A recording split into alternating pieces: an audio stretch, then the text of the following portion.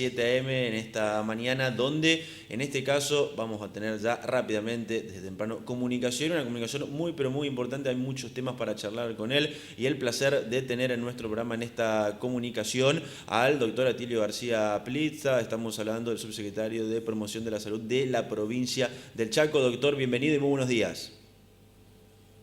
Buen día, saludo para usted. Bueno, Acá estamos, una mañana fresca y agradable. exactamente, una mañana fría y la verdad que muchos temas tenemos para charlar con usted. Y quería empezar preguntándole por lo que es este decreto, este protocolo que ha salido en los últimos días y que tiene que ver con, por allí, pacientes en estado terminal y la posibilidad de los familiares de poder verlo. Cuéntenos un poco en qué consiste esto.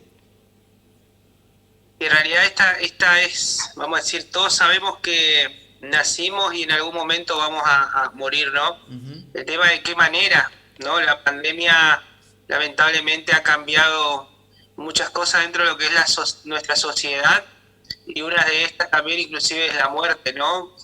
La muerte, pero ya sea con COVID o sin COVID, ya que los pacientes no pueden recibir el acompañamiento hasta ayer, vamos a decir, de ningún familiar. Hoy eso cambió, pero también con ciertas limitaciones, ¿no? Porque recordemos que esta patología lamentablemente sigue lesionando, y cualquier persona que es expuesta en un lugar donde hay circulación de esta enfermedad corre el mismo riesgo que aquel paciente que hoy está internado en los nosocomios o en la unidad de COVID del Hospital Ferrando.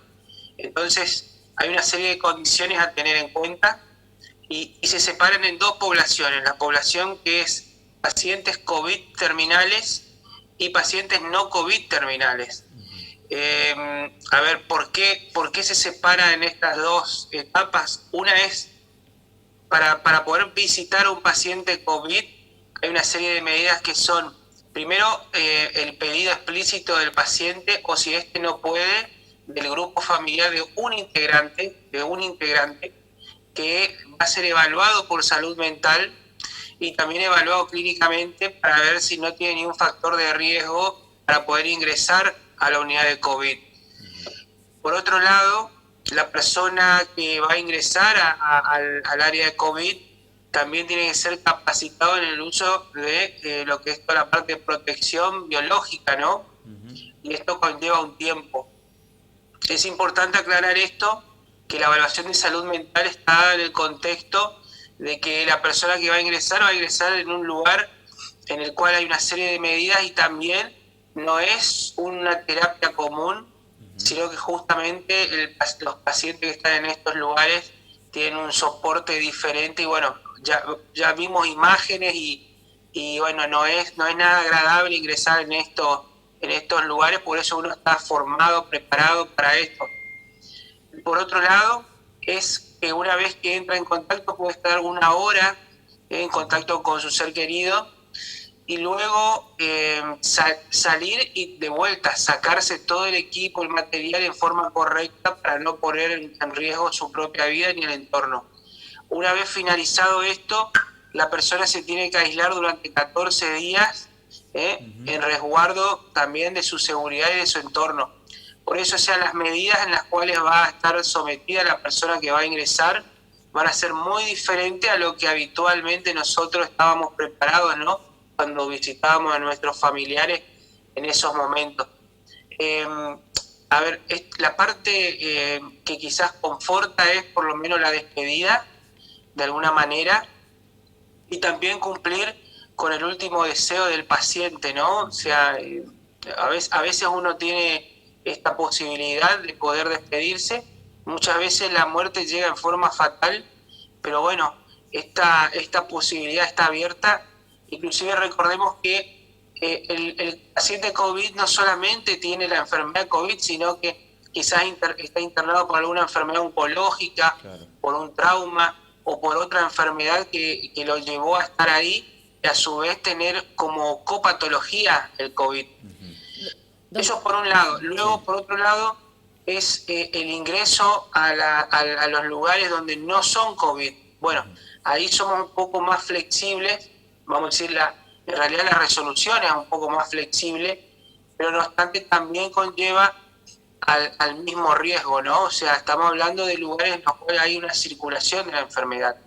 Por lo tanto, hay que entender de que siempre van a ser evaluados previamente por un grupo médico, y este grupo médico es el que le va a dar la posibilidad de ingresar o no. Es importante aclarar todo esto porque no es lo más, a ver, no es como antes, sino que hay una serie de medidas a cumplir para poder ingresar. Doctor, ¿por qué se tardó tanto en incorporar este protocolo? Tal vez se aceleró después de lo que sucedió en la provincia de Córdoba, cuando bueno, no pudo ver el padre a su hija Solange, quien falleció y era su último pedido. Sí, claro. O sea, yo creo que se da todo, en realidad se da no solamente en el contexto de este caso puntual, sino que ya se venía planteando hace bastante tiempo esto. La realidad es que la enfermedad es tan desconocida para todos nosotros y que poco a poco el conocimiento que vamos adquiriendo va haciendo modificar también semana a semana nuestra forma de verlo, ¿no?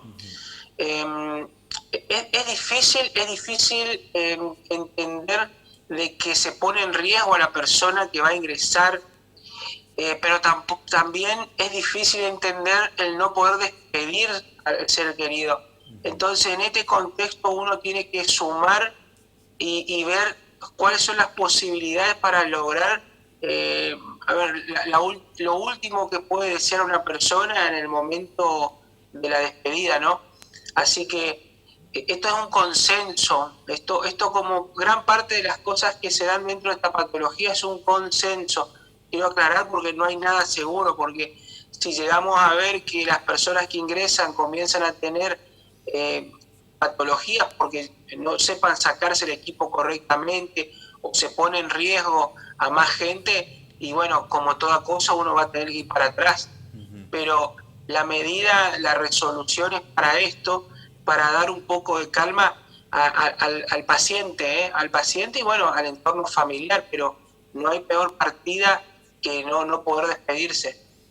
Doctor, para que quede claro también, consultarle a los que ingresan, a los que van a ingresar, digo, por ejemplo, a la parte de no COVID, a los pacientes no COVID, ¿van a tener que estar aislados también 14 días o estos no? No. Lo que sucede es lo siguiente, o sea, van a poder ingresar en turnos, ¿no? El turno mañana y turno tarde, un turno que va de 9 a 11 y de 15 a 17 horas, y van a poder ingresar uno a la mañana y una tarde, en lo que es los no COVID, ¿sí? Bien. Esa es la diferencia. Inclusive se va a evaluar si pueden ingresar menores o mayores de 60 años en lo que es no COVID. En lo que es COVID no pueden ingresar mayores de 60 que tengan patologías previas como hipertensión, enfermedades pulmonares, enfermedades inmunológicas, u otras patologías que puedan poner en riesgo o alguna alteración mental. Entonces, es diferente entre una sala y otra. Lo mismo el resguardo. Igual, todo aquel que circule por un sanatorio o un hospital tiene que entender que tiene mayor riesgo de adquirir la enfermedad que otros, ¿no? Doctor, desde que comenzó la pandemia y antes que se apruebe el protocolo, ¿tuvieron que atravesar situaciones complejas de tener que decirle que no a un familiar o un paciente que se querían ver y que, bueno, el protocolo no lo establecía? Habrá sido muy difícil si es así. Sí, imagínese. No solamente, o sea, cuando al principio llegaba la muerte en esta patología, no te dejaban entrar ni al cementerio. Era tremendo porque a veces había fallecido el paciente y podía estar 3 días en el sanatorio sin venir nadie a poder buscarlo.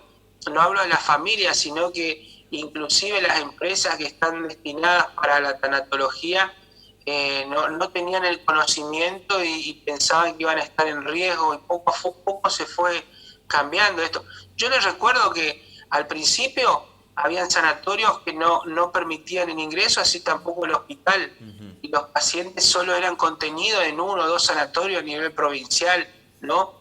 Y esto fue cambiando. Hoy la totalidad de los sanatorios a nivel provincial están ingresando a los pacientes COVID. Hoy todas las empresas funerarias o la morgue de la misma provincia permite el ingreso y bueno, no pasaba eso, fue cambiando poco a poco, fueron perdiendo el temor los participantes del área de la salud, del área de, bueno, de la tanatología y la sociedad misma. O sea, yo no sé a ustedes si le han pasado, pero a mí me han puesto papeles en mi casa escribiéndome que no vuelva a casa. O sea, cuando uno trabajaba en lo que era la terapia COVID, me pasaban estas cosas, ¿no? Sin duda. Doctor, y cambiándolo de tema, quería consultarle cómo va la cuestión de la donación de plasma en la provincia del Chaco. Bueno, lo mismo pasaba con los donantes de plasma. Cuando sabían que nosotros íbamos a sacar plasma a personas que se habían recuperado, no querían venir al banco de sangre. Y yo les decía, no, los donantes de plasma es lo mejor que te puede pasar porque es gente que desarrolló la inmunidad, y estar rodeado de ellos es lo mejor porque tienen la capacidad inmunológica de haberse defendido de esa enfermedad. Hoy, la verdad es que tenemos un flujo alto de donantes de plasma, se están dando las condiciones en las cuales uno puede empezar a tener una reserva de estos componentes, pero es necesario que la gente se acerque más, que pregunte más, porque la donación es la única forma que tenemos como terapéutica eficiente y que por lo menos la conocemos. Quizás en otras patologías. Hoy sabemos que hay más de 100 personas que fueron tratadas y bueno, y lo bueno de esto es saber que hay muchos de ellos que están recuperados, ¿no? El 80% se ha recuperado. Igual, hay que aclarar que esta es una terapéutica más de todas las que tenemos y que por suerte y por la gestión en realidad que ha hecho este gobierno y el Ministerio de Salud, se ha logrado tener toda la terapéutica. Hoy nosotros tenemos toda la terapéutica para esta patología conocida. Hay otras, nos gustaría tener algo que sea 100% eficiente o que llegue en algún momento un tratamiento como es la vacuna. Pero mientras tanto, lo único que tenemos es el tapaboca, el lavado frecuente de manos y la distancia, ¿no? Y por supuesto la responsabilidad de cada uno de nosotros de no permitir que la enfermedad ingrese a nuestras casas. Doctor, yo le voy a pedir que de forma sencilla, porque a veces hay mucha confusión con respecto a lo que es la donación de plasma, que explique, bueno, qué beneficios tiene la donación de plasma y quiénes pueden realizar la misma. Porque, bueno, uno realmente escucha a la gente que mira los medios de comunicación y a veces se confunden y no saben quiénes pueden hacer y, por supuesto, cuáles son los beneficios que él mismo trae. Sí, primero, la donación de plasma se enmarca en una ley que es la Ley Nacional de Sangre, que ya tiene muchos años, que es para proteger a quien viene a donar y para quien va a recibir los componentes sanguíneos. Así que en ese contexto, donar plasma o donar sangre no hace mal, no hace bien, no hace nada. Lo único que va a hacer es salvar una vida porque es un componente necesario dentro de todas las terapéuticas que tenemos. Hay que entender de que lamentablemente el 95% de la población va a perder esa memoria inmunológica, o sea, esa defensa. Entonces es importante donar plasma debido a esto, o sea, de poder generar un banco de plasma suficiente como cuando uno ya pierda ese sistema inmunológico, esa defensa, poder tener a mano algo que nos dé una ayuda para aquel paciente crítico. Hay que entender que a veces uno dice, no, yo me voy a reservar para donar cuando se enferma un familiar mío. No lo hagan, ¿por qué? Porque justamente el sistema inmunológico no los va a acompañar y esa defensa que hoy sí tienen la van a perder. Recordemos nomás que el 5% de la población puede tener una inmunidad estable.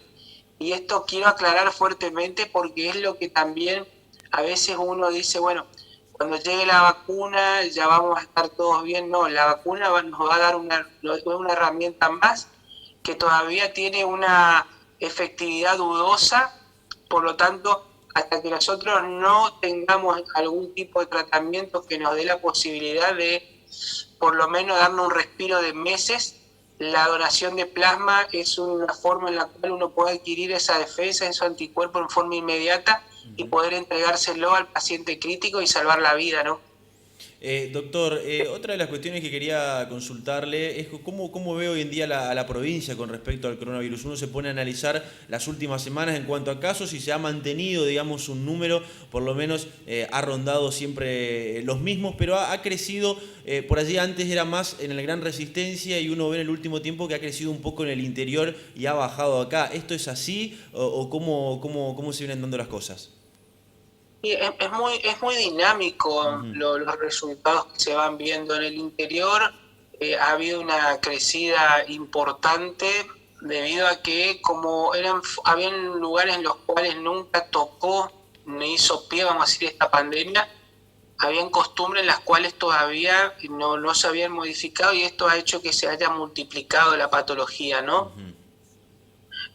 Casos puntuales como Tres Isletas, que bueno, creció exponencialmente porque socialmente no había un uso de ciertas protecciones, ¿no? Como el tapaboca, o culturalmente el tema del mate, ¿no? Nosotros tenemos esta cultura que a veces termina transportando la patología. Yo no sé si ustedes recuerdan cómo surgió la patología acá en Resistencia. Ujú. Surgió justamente de reunión de galenos tomando mate. Sí. Así que así lamentablemente surgió y hay que entender de que hay ciertos hábitos que vamos a tener que cambiarlos, ¿no? Ujú. Pero bueno, va a ser quizás por un tiempo o quizás sea para siempre, pero mientras tanto debemos entender de que como sociedad tenemos que cambiar el beso en la mejilla, el tomar mate, el apretón de mano, importante, o sea, el cambio social que nos está llevando esta pandemia a nivel mundial, pero es necesario por lo menos para frenarla.